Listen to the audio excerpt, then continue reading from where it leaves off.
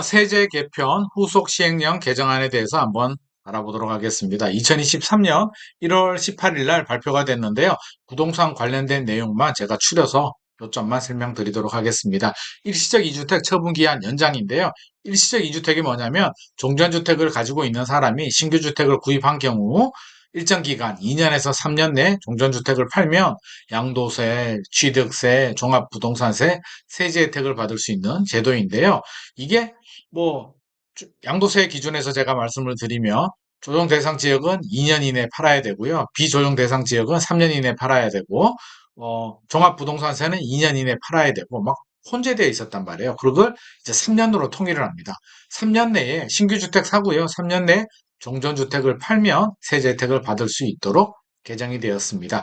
요거 관련돼서 일시적 2주택 관련해서 상세한 내용은 제가 추가로 또 다른 편에서 더 상세하게 설명을 드리도록 하겠습니다. 자, 양도세는요, 2023년 1월 12일 이후에 양도분부터 적용이 되고요. 종합부동산세는 2022년 특례 신청부터 적용이 된다라고 합니다. 양도세 중과 한시적 배제 2023년 5월 9일, 올해 5월 9일까지였는데 2024년 5월 9일, 내년 그러니까 5월 9일까지 1년 더 연장을 했습니다. 양도세 중과세가 뭐냐고요? 다주택자? 그게 뭐냐면 집을 두 개 가지고 있는 사람이 규제 지역에 조정 대상 지역에 집 두 개 가지고 있는 사람이 조정 대상 지역에 두 채 있는 사람이 한 채를 팔게 되면 기본 세율 6에서 45%가 양도세율인데 여기에 플러스 20% 포인트가 더 붙어버리죠. 그러면 26에서 65%의 큰 무거운 중과세가 적용이 되고요. 3주택 이상은 제가 3주택이라고 했는데 이상입니다. 3주택 이상은 30%포인트가 더 붙는 겁니다. 기본 세율에 6에서 45%에 30%포인트가 더 붙으니까 최고 75%. 그러니까 양도 차익이 샀는 가격에서 팔았는 가격이 10억이 남았어요. 10억이 남았는데 한마디로 한 7억 정도는 양도세로 그냥 다 가지고 국가가 다 가지고 가는 거고요. 남는 3억만 내가 가지고 가는 거니까 손해지. 아니 뭐지? 10억 남았는데 3억만 내 손에 쥔다고? 안 파는 거죠. 못 파는 거지. 이게 무서운 세금인데 이거를 한시적으로 그러니까 규제 지역인데 이렇게 중과세가 되는데 규제 지역이 풀리면 중과세도 자동 풀리는 거고요. 규제 지역이 안 풀림에도 불구하고 한시적으로 올해 5월 9일까지였는데 2024년 5월 9일 내년 5월 9일까지는 규제 지역에도 중과세가 적용되지 않는다라는 내용입니다.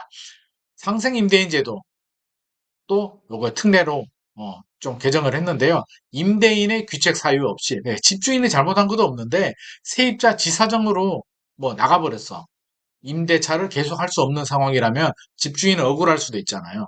그래서 종전, 신규, 임대 기간을 합산해서 판단한다는데 이게 무슨 말이냐 좀 어렵죠. 상생임대인 제도에 대해서 제가 간단하게 설명을 드릴게요. 상생임대인 제도는 집주인이 임대료를 5% 이상 안 올리는 거예요.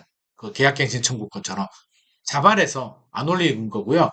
그냥 안 올리는 것뿐만 아니라 임대료 기간이 직전 1년 6개월 이상 계약을 유지하고 갱신될 때 상생 계약을 5%안 올리는 계약을 2년 이상 하면은 혜택을 주죠. 어떤 혜택을 주냐면 1세대 1주택자 같은 경우 규제 지역에는 2년 보유, 2년 거주인데 2년 거주 요건을 빼주는 거죠. 장기 보유 특별공제 2년 거주 요건도 빼주는 거죠. 좋은 제도잖아요. 2년 거주가 껄끄럽거든. 내가 살기 싫은 집에도 들어가서 살아야 되니까. 요거를 상생 임대인, 착한 임대인한테는 이렇게 혜택을 주는 제도입니다. 2024년 12월 31일까지인데요. 상생 임대인 제도도 제가 나중에 별도로 좀 한 번 더 상세하게 설명을 드리도록 하겠습니다. 아무튼 집주인이 잘못한 것도 없어가지고요. 이 기간을 채워야 되는데 종전 1년 6개월, 신규 상생 계약해서 2년 이 기간을 채워야 되는데 집주인이 잘못한 게 아니라면 총 기간을 합쳐서 계산을 하겠다라는 내용입니다. 집주인, 억울한 집주인을 약간 구제하는 내용이 들어가 있고요.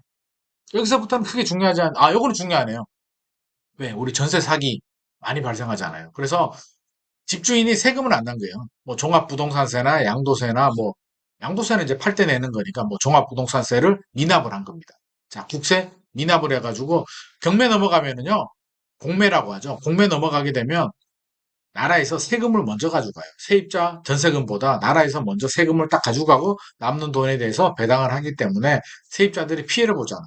그래서 어떻게 하냐면 이제 집주인 동의 없이 너 세금 다 냈냐?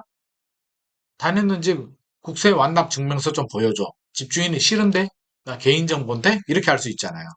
그래서 집주인이 거절하면은 확인할 수가 없었는데 이제는 임대차 개시일까지 그러니까 전세 계약 시작하기 전까지 임대인의 동의 없이 세입자가 집주인의 미납 국세를 열람할 수 있도록 확인할 수 있도록 만들어준 제도입니다. 저는 이게 당연하게 아니 집주인의 세금 안 낸 개인정보 보호가 중요하냐 세입자의 전세금 보호가 중요하냐 따져보면 저는 세입자의 전세금 보호가 중요하다고 생각하기 때문에 임차 개시일까지도 하지 말고 세입자가 원하면 집주인의 저는 세금 안 낸 거는 확인할 수 있도록 쉽게 확인할 수 있도록 이렇게 추가적으로 더 개정이 됐으면 좋을 것 같습니다.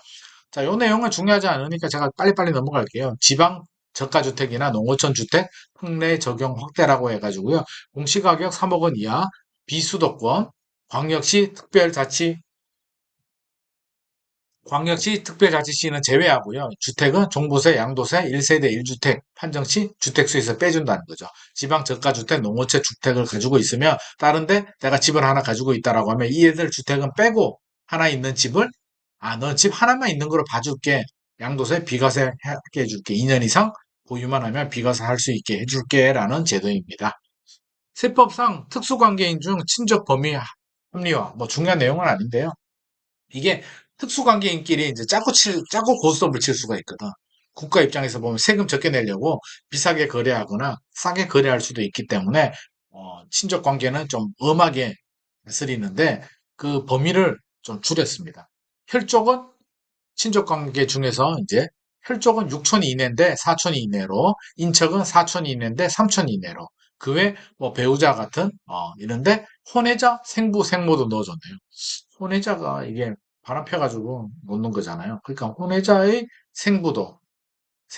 혼외자의 아버지, 엄마도 친족에 포함시켰다고 하네. 요즘 이런 사례가 많은 것 같습니다. 아무튼 친족 범위가 이렇게 확대가 됐고요.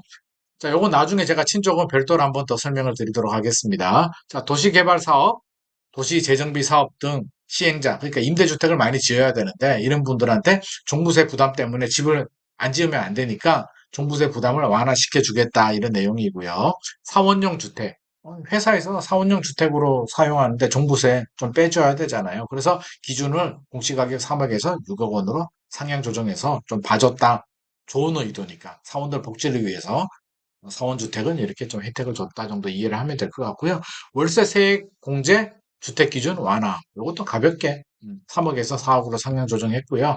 청년 범위 현실화 29세에서 34세로 상향 조정해줬다고 하는데요. 뭐 저는 대상이 안 됩니다. 아쉽네요. 청년들 부럽습니다. 젊으니까요. 청춘. 요즘 청년들이 힘듭니다. 전세 사기도 많고요. 여러 가지가 어려운데 정부 정책도 청년들을 위한 정책들이 많이 나오고 있기 때문에 조금이나마 도움이 되었으면 좋을 것 같습니다. 자, 오늘 내용 여기까지고요. 오늘 내용이 도움이 되셨다면 좋아요와 구독 부탁드립니다.